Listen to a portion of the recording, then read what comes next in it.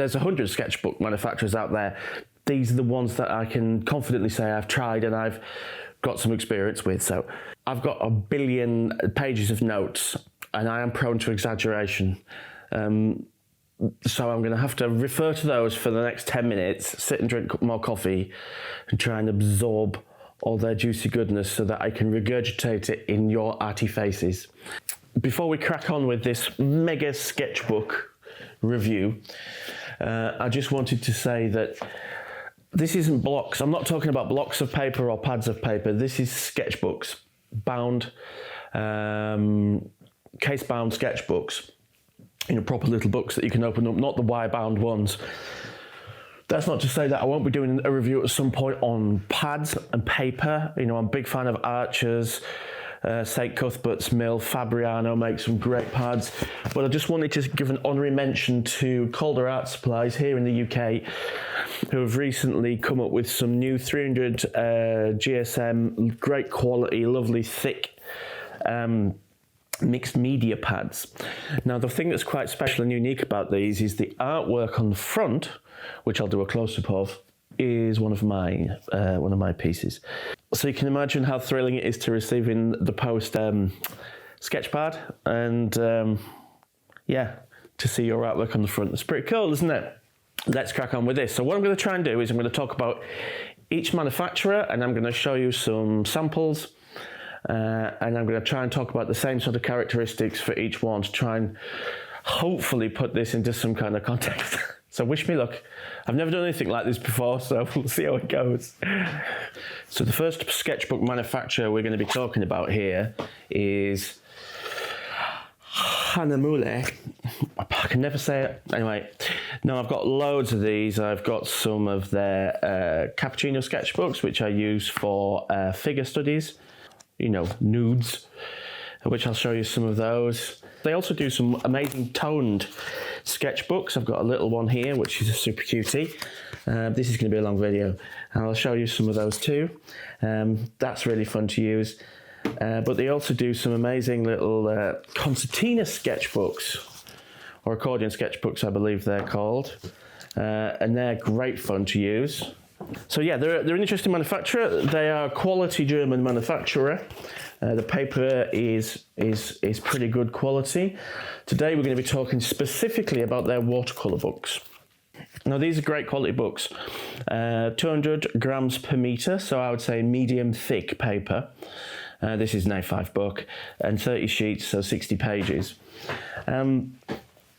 I think, 100% cotton, acid-free, vegan, so if you're vegan, you can eat one. So let's have a little talk about the paper. Now, I find the paper texture is nice. It's got quite a subtle, this is a cold press pad. I believe they do a hot press one as well, so this is not finish. It's a nice, slightly textured finish, so you can do some interesting dry brush stuff with watercolour, but it's smooth enough so that if you're just doing line work, not necessarily with pencil but with ink, it's smooth enough to give you a nice crisp line. So I would say you could use it as a multimedia pad, but I would say its strength really is with watercolour. It takes colour very well. Doesn't feel to be any coating or anything on the paper. The colour gets sucked right in there, and it's a strong enough textured paper for you to be able to lift off. So I would say this is a really good watercolour pad. I've used this in a lot of my demos, which you might recognise. You can get pretty rough with it, and it's fine. It doesn't matter. The paper is strong enough so that you can repeatedly put watercolour on and lift it off. So I think the construction of the pad is very good. It's very well made. It feels very strong. It's definitely a live flat pad. So if you were doing a painting across the whole surface like a big panorama, you could do that. A lot of pads have a little pocket inside where you can keep like a business card or whatever you want to keep in there. These don't have that, which is not a problem. They do feature a little bookmark ribbon that's fallen out of this one, and they have a nice bit of elastic. The elastic is useful, it keeps the pads closed, but also if you're sketching on a windy day and you're right-handed, the elastic actually keeps the page like that, so you can sort of hold it there and then draw and sketch. I mean, obviously, seasoned outdoor sketchers will use bulldog clips on either side. I always forget them, so obviously I'm not seasoned. The Hahnemühle watercolour pad is pretty hard to beat, really. As I say, there's other ones here that are cheaper, but yeah, great place to start. So the second pad we're going to talk about here is the Rhodia Touch Pad. Now, Rhodia is a company that's, I believe the parent company for Rhodia is Clairefontaine, which are perhaps more famous for their amazing writing paper. If you're a fountain pen aficionado and you like writing letters, then I would heartily recommend their lined, letter writing paper. It's very smooth. So I bought this pad after reading a blog post by Nick Stewart, and he does a lot of ink art, and he sort of recommended this for anybody who wants to use, ink and line work and that sort of thing. So I bought it as a result of that, and partly because I wanted some smooth paper to do some calligraphy stuff on, because I do enjoy doing a little bit of calligraphy sometimes. But I ended up using it for watercolour and all sorts, and I have to say it stands up very well. It's 100% acid chlorine free. It's 200 grams, so again, a relatively thin. You wouldn't necessarily want to use it for a lot of watercolour, or lots and lots and lots of watercolour, because it's quite thin, and it will cockle ever so slightly, but once the pad's been shut for a while, it generally tends to flatten out. But it's an interesting sort of mixed media pad, and they're not expensive. They're quite really, well constructed. Again, it's a lie flat pad, and it has quite a lovely big elastic band, a big thick juicy elastic band, which actually I really like that. I think that feels pretty substantial. Now, I've had lots of these pads. I ended up buying like 3 or 4 of them, some in different formats. I used the square one here very much for portraits. And I sometimes like having a pad for one reason and a pad for another. So if I don't know what to do, I'll go, should I choose a portrait? Should I just draw a portrait today? And I'll pick up my portrait pad. But the reason why I use the Rhodia for a portrait pad is because it's super smooth paper, and which is pretty good for portraits, line work, little bits of watercolour. Whereas if you're doing a big daft landscape where you're using loads of watercolour and you want the dry brush technique and the texture of the paper, then these probably aren't so much for you. But the great little pads, really good value. I've had a look on their website, and Rhodia, the Touch pads, which is their sort of art collection, they've released a watercolour one with 300 GSM paper, and they do a cold pressed and a hot press version. So if they're this quality in terms of the construction, they feel really well made, the paper's great, but they're thicker paper than this, and they're for watercolour. Now, I want to try those because I think they're going to be pretty good. So please, Rhodia, send me some. That would be great. So yeah, I would say more of a mixed media pad, can do watercolour, good quality, great value. So if you're on the ink side of sort of urban sketching, where you do a lot more ink and line work, and you don't want that rough texture, I would definitely recommend the Rhodia Touch pads. So probably not as well known to a lot of people in the US or in Europe. There's a company, Seawhite of Brighton, and they make their pads in the UK. Now these, if I had to think of a manufacturer where a friend of mine said they're just getting into line and wash or urban sketching or learning watercolour and sketching and what pad should I buy, I'd probably say just buy a Seawhite. They're UK manufacturer. I know that people in the US, like to buy stuff that's made in the US, and there's a lot of people who aren't bothered about that. But I quite like supporting the UK companies. So now I've got quite a few of these. I've got quite a few small pads. Now these are A6s. And I've filled one up with one whole boat toba, which you might have seen before. I quite like a small A6 pad because it can go in a pocket. So these lay flat. The construction's very solid. Like most of these pads, you're going to have to go some to sort of tear them apart. Polyurethane cover, sort of fake leather, but that means it's pretty hardy. It won't scuff up. Do you need polyurethane on a cover? Probably not. Cardboard will be fine, but they do look nicer if you treat them badly and knock them about. So it's 200 GSM paper, so thick enough. I would say that's pretty much the minimum for me for a sketchbook. The paper has a slight texture to it, so it's okay for watercolour. For when you're dragging a dry brush over the surface, you can still get some interesting textures. Chlorine acid free, blah blah blah, FSC certified, which means it's a sort of sustainable pulp that's used, so kind on trees, paper, etc., etc. So the Seawhite of Brighton pads, I'm not 100% sure if they're, what percent cotton they are, or I just know they take colour very well. They've got a nice little texture to them, but not too much, or not too little. And they're just great value. I like the colour. I think the white is nice and poppy without being too poppy. They take colour very well. And again, I think a really good all-round, excellent value pad. Okay, I think on the budget end, I want to talk a little bit about Arteza. Now, these are interesting. They're quite distinctive in a sense because they have this linen cover. Now, I've been using these for a while. It was some of the first pads I bought, actually, many years ago, when I was back, sort of 5 or 6 years ago, when I was really getting back into my art. They have a linen cover, a grey linen cover, which is quite distinctive, which you can decorate, and a 230. So the paper is quite thick. The interesting thing is the way they bind it is it's dual texture. So on one spread it'll be smoother, and then the other spread it's thicker, smoother, and then thicker. And that's actually quite good because on some pieces, if you're using pencil or ink, you might want a very smooth surface and obviously more texture for watercolour and things like that. But they're very well constructed, they're pretty solid. They're quite generous really in terms of the pads because you tend to get quite a lot of sheets. I mean, this one has got 76 sheets in, whereas some of the more premium pads, even though the paper's a lot thicker, you might get 40. So these are really bumper value, but I think that the paper is excellent. It takes ink and watercolour very well. I think colour-wise it's nice. It's not too yellow for me. It's quite a bright white, but natural, I would say. It's a natural white. Yeah, well made. The lay beautifully flat, so good for spreads. For going across both pages.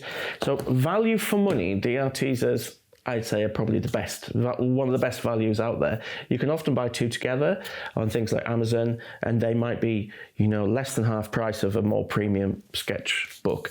So if you're like me and you have like some rough paper, I love the Pink Pig sketchbooks for this because they're a cheaper paper, but they're good enough quality so that you can just use them for rough stuff and experimenting. But yeah, they're excellent. These are the pads that I buy for my son and daughter, who are 4 and 7. But again, I'd quite happily use one.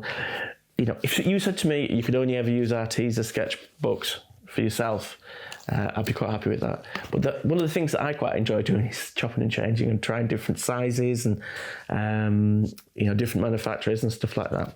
I think one of the first instructions that a lot of people will have to sketchbooks is Moleskine. Now this is Moleskine's watercolour sketchbook. Now technically it does a lot of the things the other sketchbooks do, like it lays flat. There's absolutely nothing really to distinguish it, if you know what I mean, in terms of its features. It doesn't have it has a little pocket in the back, it has a ribbon elastic to hold it shut and a little ribbon as a bookmark. They're a premium pad, I would say, in terms of price. They are a little bit more expensive than a lot of other pads. There is a sort of a rolled texture to them that I'm not a big fan of, I have to say. It doesn't feel like as nice a texture as some of the other cold press pads. I don't personally like the way it takes watercolour. It feels like there's a bit of a coating on it. Sometimes you'll put watercolour on the top and it'll sit there for a while before it gets sucked in. And I think because of that, you can get like backgrounds and things, which isn't necessarily a problem. I know some people love Moleskine pads. I know they absolutely love them, and they'll exclusively only use Moleskine. But personally, I don't get it. I think there's far more other favourite manufacturers out there, and for me, at the end of the day, the construction is pretty universal. Like a good construction, the poor construction in terms of the notepad itself is pretty minor when it comes to what I choose. The thing that I'm interested in is paper, and what I want is anything over 200 GSM, which is grams per square meter. So I want reasonably thick paper. I want I'll cover it in watercolour, and for watercolour work, I want texture. But it also has to take colour well, it has to display that colour well. And I would say Moleskine is average. For me, my preference, I would say it's pretty average at a lot of those things. So premium in terms of price, really a little bit more than your average sketchbook, but I wouldn't say you get a lot more for your buck. Personal preference. So these are Stilman and Birn's, sounds like a wonderful New York solicitors, not solicitors, it's different in America, isn't it? Law firm. Sounds like an American law firm, Stilman and Birn. So this is the beta series, and this is the Zeta series. Now, Stilman and Birn are a really interesting company. If you look on their website, and they have this thing called their sketchbook system. It's wonderful and slightly esoteric, but there is different grades, and they are depending on how you're going to use it, and the thickness of the paper. But they do some real thick premium papers. Now, I would say the beta series is probably great for your sort of urban sketcher. It's a slight texture to it, but not much. This is a soft cover one. I think you can get hard cover ones. But the thing I love about the Stilman and Birn books is the quality of the paper. It's a very white, 270 GSM, so one of the thicker ones. I mean, not quite up there at the top of the 300 level, but bearing in mind a lot of these are 200, 270. That is more than enough, really. And it feels, you get a real feel of quality with it. The manufacturing process, like a lot of the rest of the books, pretty similar. It doesn't have the elastic band around it, which I quite like. I miss that, really. And it doesn't have your ribbon bookmark. Not so bothered about that. But yeah, I think the paper is wonderful. It's really quite poppy. It's a high white, which I really like, particularly for, like graphical pieces. If you're using ink and stuff like that, it can be super effective. I've used a couple of these beta books. Excellent. I would say they're up there with a Hahnemühle in terms of like your quality of paper. They're a very different product to theirs. I know these are very popular. I know a lot of people swear by them, and I can see why. I accidentally bought the Zeta book, which is, not that one. I bought the Zeta one for like one of my family sketchbooks, which I like to do. And I made a bit of a mistake with this because it's a smooth one. The paper quality is lovely. Again, it's quite bright white, nice and thick, but it's smooth. So I'm just experimenting with it, really. I want to use it. I'm not going to chuck it. I'm not going to give it away because it's too tight. So I'm just experimenting with how I can use watercolour on smooth paper with that. Or I might just use ink wash or something, I don't generally like using watercolour on smooth paper. But yeah, Stilman and Birn, excellent products. Again, slightly premium in terms of price, a little bit like the Hahnemühle ones. You're going to be paying a little bit more, but you're definitely going to be getting a quality product. The Stilman and Birn pads, there's different options in terms of soft covers, hard covers, they'll lay flat. The construction is brilliant, they're strong. Soft pads, probably I'm less bothered by a soft pad. I quite like a harder pad, particularly as I tend to sketch a lot holding pads in my hand if I'm outdoors. But I would say the real big benefit with the Stilman and Birn is the really bright white paper. Colour looks fabulous on there. It's a thick paper. It's obviously a very good quality paper. 100% acid-free, chlorine-free, all that, like most of these are, in fairness. Stilman and Birn is up there as a premium brand for me. Etchr has a reputation for being, I would say, a sort of premium brand. They're quite a new brand. And these are very much the top in terms of all the prices of these here. These are definitely more expensive than a lot of sketchbooks. So in terms of the paper, you're looking at high-end paper here. This is 100% cotton, this is 100% acid-free, pH neutral, all that. And it's 230 grams per meter, So yeah, it's pretty premium grade paper.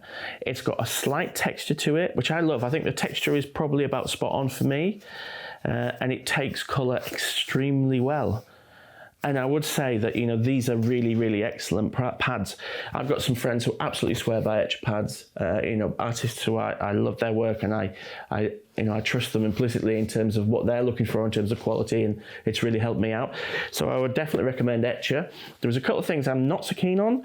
One of them is the pad was packed in quite a tight package, and you can see where the band has been squeezed on the outside, and you can also see on the inside there is a couple of pages where it was folded back around, and on a couple of the pages you've got the impression of the ribbon. Seems like a small thing, but when you're buying a pad with, I can't remember how many pages this one has, it's not a huge amount because it's quite thick paper. Like, you know, let's say for example it was, you know, 60 sides or whatever. When you get rid of 2 of them, it's a bit annoying. The other thing I would say is I have noticed on a couple of pages just some very, very tiny imperfections, but again, minor thing. It has the pocket in the back and elastic strap and all that. So paper is amazing. Love the paper. Don't like this white linen. I think I would have to decorate this. Don't know why. It just looks like snow that I want to run across. And it's going to get super grubby super quickly if it's been handled and passed around. So I don't like the white linen. Paper's amazing. Bit overpriced, I'll be honest. I think it's, you know, it's a really good product, but, you know, is it worth the extra over the Hahnemühle and the Stilman Birn and Strathmore? Probably not. But it's always nice using a different product. And Etchr, a really interesting company, makes some really cool stuff. So yeah, check it out. So I wholeheartedly approve of, you know, smaller manufacturers like Etchr coming up with those premium products, because it really forces other companies who are more mainstream, you know, to look at the quality of what they're doing, and hopefully it'll encourage other sketchbook manufacturers to sort of lift their game a little bit. Talking of which, this is a beauty. This is Strathmore's 400 series. Now, Strathmore do a lot of different types of sketchbooks. Some of them are thinner, you know, for just like drawings and, you know, preparatory work. But the 400 series is the hardcore one with full 300 GSM paper, like I was saying about the Etchr ones. Now, it is really thick paper, and it is solid. Like, I reckon you could use this for oils, gouache, acrylics, anything.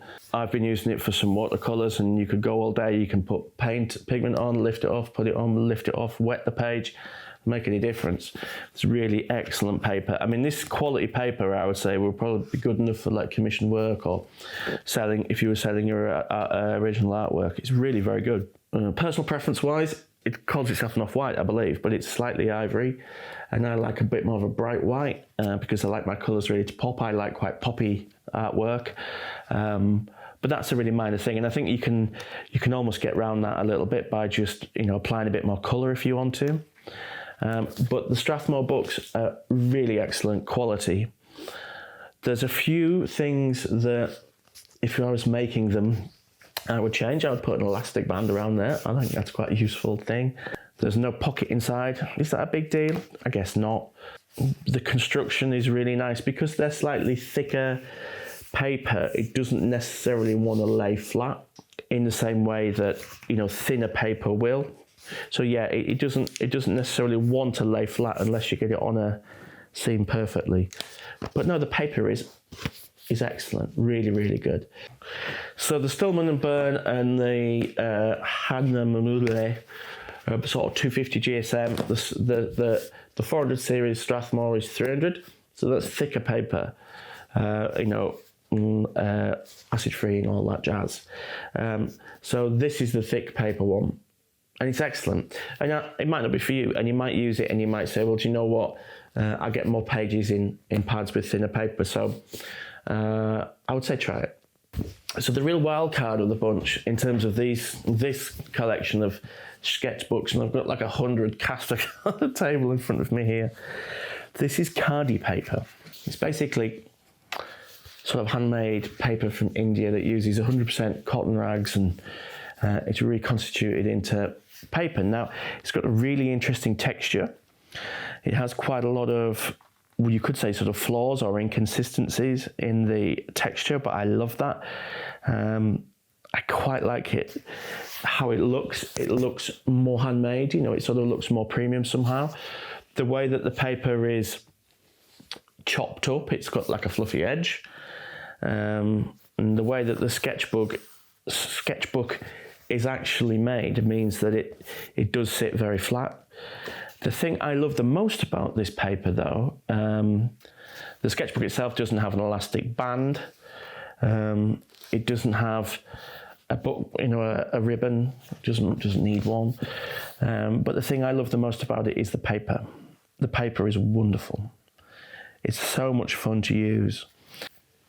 It's 210 GSM, so it's not thick paper, but it really doesn't feel like any other paper that I've ever put watercolour on. It's really quite a unique texture. It really takes colour beautifully. It's a very, very thirsty paper. If you want to keep a wet page for your wetting wet technique, you've got to put loads and loads of water on it. It just sucks it up. But that means it will really take pigment very easily. And that means you can get some really, really bright poppy colours. What you find is sometimes if you're masking an area and you apply paint, you know, very, very wet wash on top of that, it will bleed under the masking tape because it's so thirsty. And what you also find as well is if you ever use masking tape on Khadi paper, it will pull it straight off unless you use a hairdryer to soften the masking tape first. So you've got to be very, very aware of that. It's not ideal for media that want a really smooth paper, like a very accurate pencil sketch or something, but it's like nothing else. I would say, you know, like if you've never tried Khadi before, this is like a cardboard finish. Nice though, I really like that. Get one and try it. You can buy the paper separately. It's really, really interesting. And it's one of those papers that in many ways gives you a little bit more understanding of how different papers have different characteristics. There's a couple of sketchbooks here that are really stand out for me in terms of the quality of the paper. You know, I'd say the Strathmore, the Khadi, in a weird way, the Rhodia Touch, you know, because it's so smooth and it's really for more of calligraphy and things like that.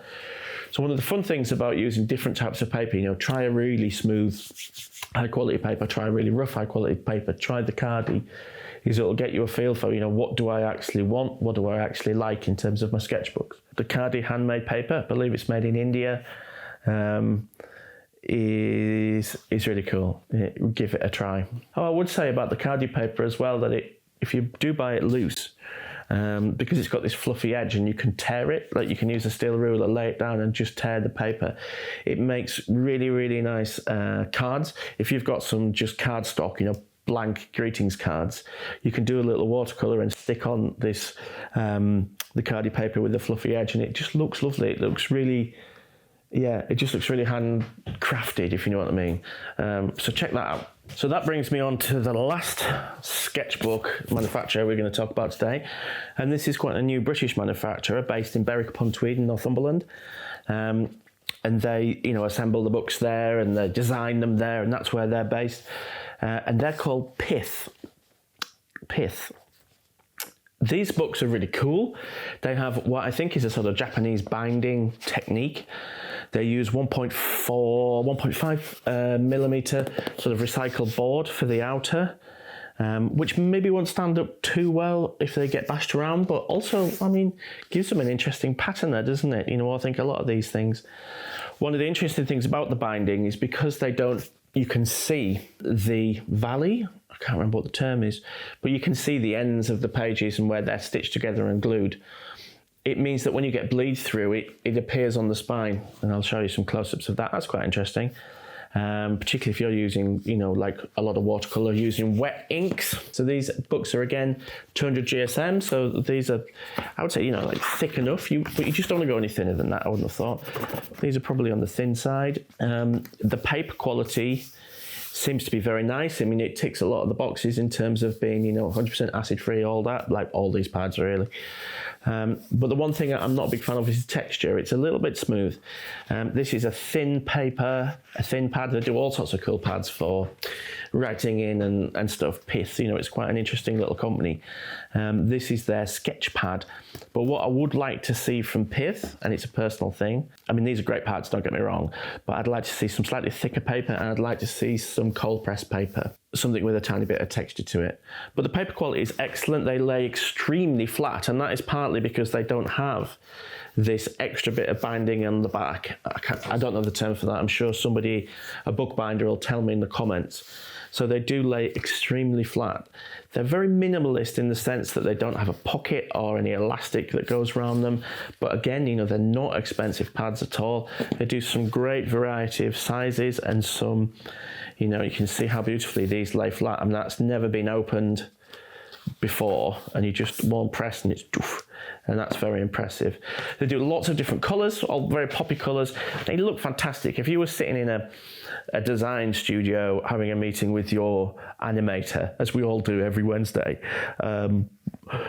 then one of these on the table, it looks very smart. They don't have that sketchbook aesthetic.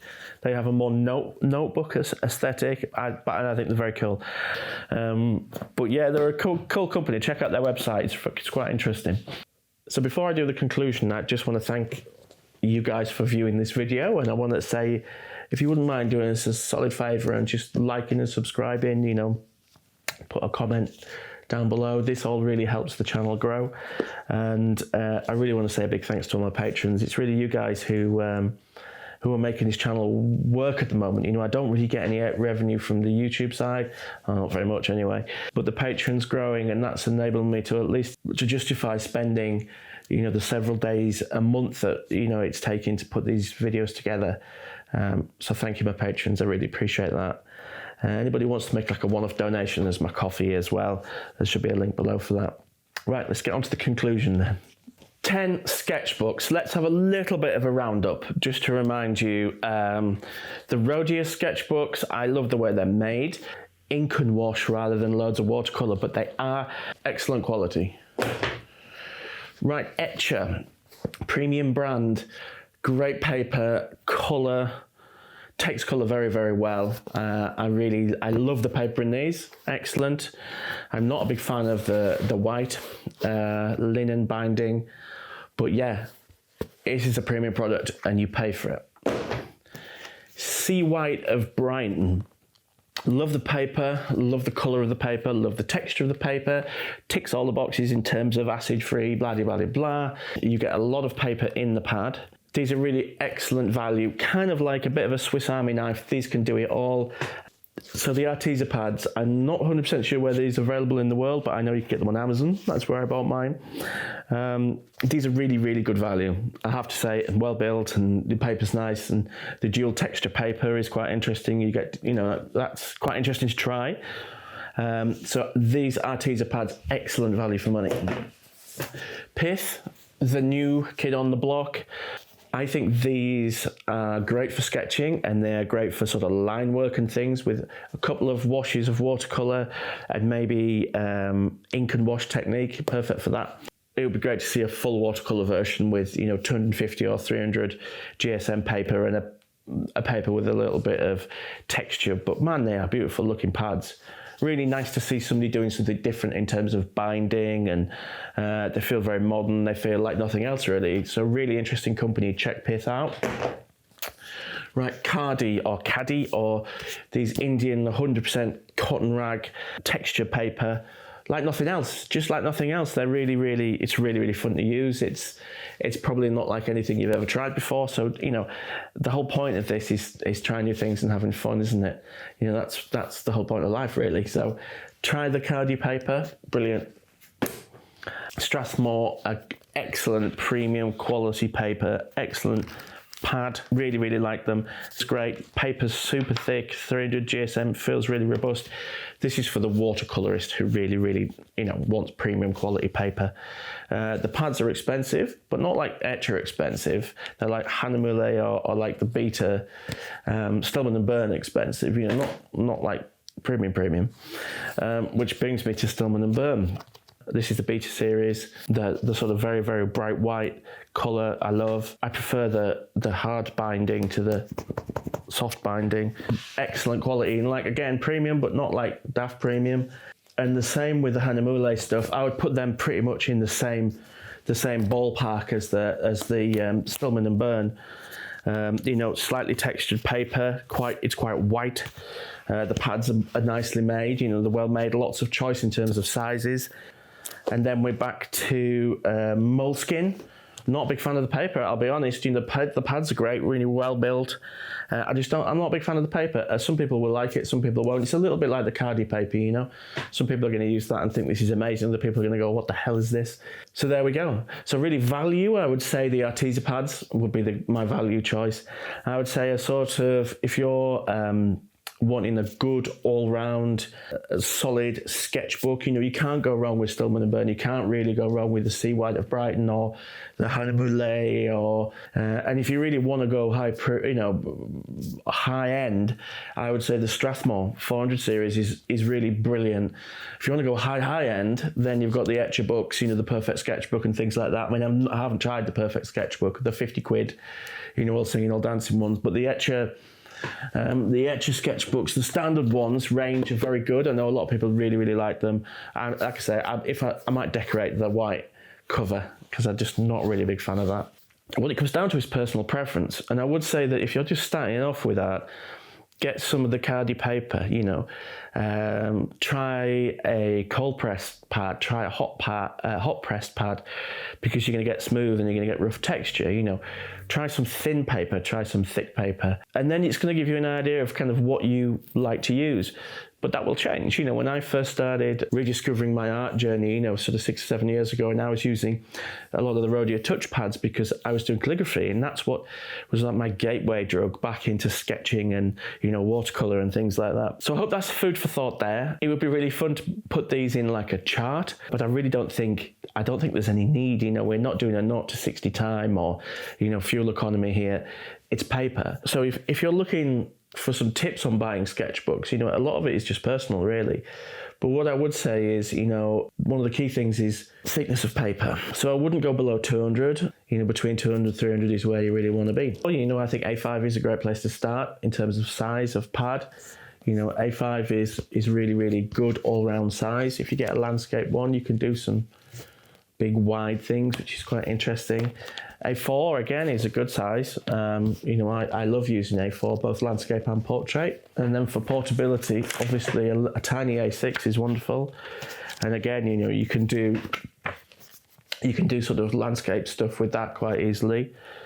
So, you know, A6, A5, A4, you know, try them all. You know, it might depend on how big your bag is, or indeed your hands are. So what would be really cool would be if you could let me know in the comments, you know, what you use, what you think of any of these sketchbooks, if you've tried them, or maybe there's other ones you could recommend to me that I would like to try. Yeah, I just want to say thanks for watching. It's a massive video. It's taken me ages to do, and I really hope you enjoyed it.